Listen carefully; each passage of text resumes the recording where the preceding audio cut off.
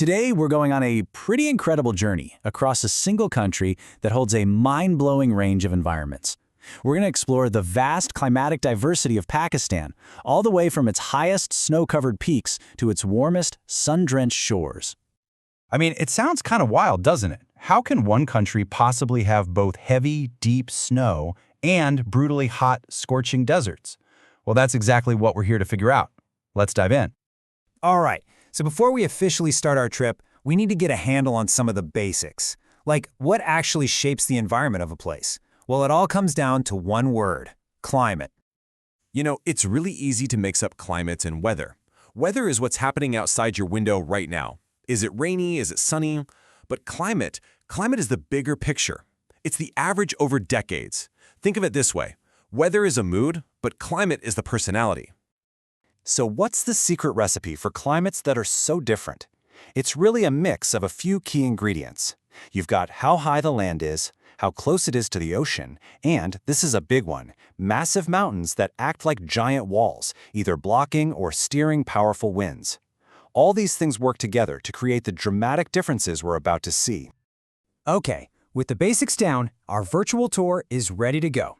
We're starting at the very top, in the high altitude, mountainous north of the country, where the air is thin and the winters are, well, they're fierce. Just try to picture this. We're up in the highlands, where winter isn't just a season, it's a force of nature. Temperatures absolutely plummet, and the entire world just gets buried under these deep, heavy blankets of snow. This is the first extreme on our journey. But here's the twist. While the winters are just brutal, the summers are actually quite pleasant. And notice that bit about low rainfall? That's because these huge mountain ranges act like a shield, blocking most of the rain-filled monsoon winds from ever reaching this high up. It leaves the summers surprisingly dry. Okay, now let's head down the mountain just a little bit. As we move to a slightly lower altitude, the conditions become way less extreme, and that creates the perfect setting for some of the country's most famous mountain towns. And believe it or not, that small drop in height makes all the difference in the world. In places like Murray and Gilgit, the mountains are at just the right altitude to catch moisture from two different wind systems. This means they get rainy summers and snowy winters, the perfect combo that makes them such huge tourist destinations. But hold on, not all mountains are created equal. Let's pivot to another mountain region, one with a completely different personality. One that's defined not by all that moisture, but by the fact that it barely has any. Welcome to what's known as a rain shadow. This is what happens when mountains block rain clouds. In places like Quetta, the mountains basically squeeze all the moisture out on one side, leaving the other side hot and dry. So even though they get some snow in the winter, the defining feature here is very little rain. A huge contrast to those lush spots we just left. Okay, we're officially out of the mountains. We're now heading south into the vast, flat, agricultural heart of the country, the Great Plains. Here on the plains, one thing rules everything: the monsoon. When these powerful winds first hit places like Islamabad, they are just loaded with moisture, which means hot, rainy summers. But as those same winds travel further inland, they start to run out of gas, dropping less and less rain. By the time they get to northern Punjab, they've weakened, creating a much hotter and drier environment. And now, get ready for the most dramatic shift on our entire trip. We are leaving the green plains behind and heading straight into the driest, most challenging environment in the entire country, the Great Deserts. The very first thing that hits you here is the heat. And I'm not talking about just a hot summer day. We're talking about a relentless, searing heat that pretty much defines life itself.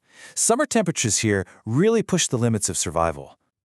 The second, and maybe even more critical piece of this puzzle, is the almost complete lack of water. Those monsoon winds we saw in the plains, they're a distant memory out here. And when you combine that kind of extreme heat with almost no rain, the consequence is simple and it is stark: widespread, persistent drought.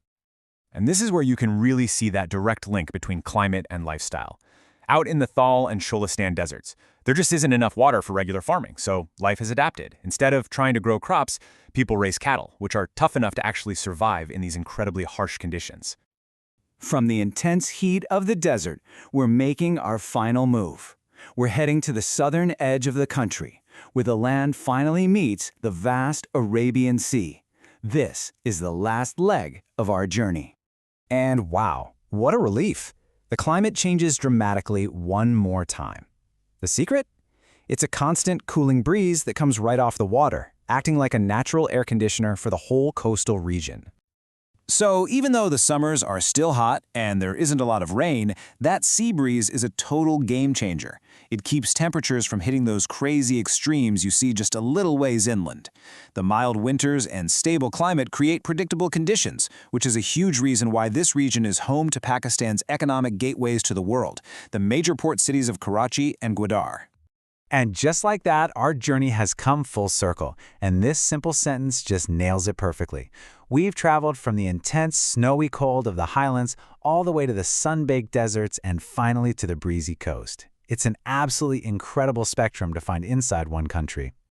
And that right there is the key takeaway. This isn't just a lesson in geography. This diversity shapes absolutely everything. From what kind of crops grow in the fields to what kind of jobs are available in the cities, the climate dictates how millions of people live, work, and build their lives across the country. This all leaves us with one final and pretty crucial question. We've just seen this incredible, delicate balance of different climates. But as our planet's climate continues to change, which of these fragile environments is most at risk? Is it the glaciers up in the mountains or the bustling cities on the coast? It's something really important to think about. Thanks for watching.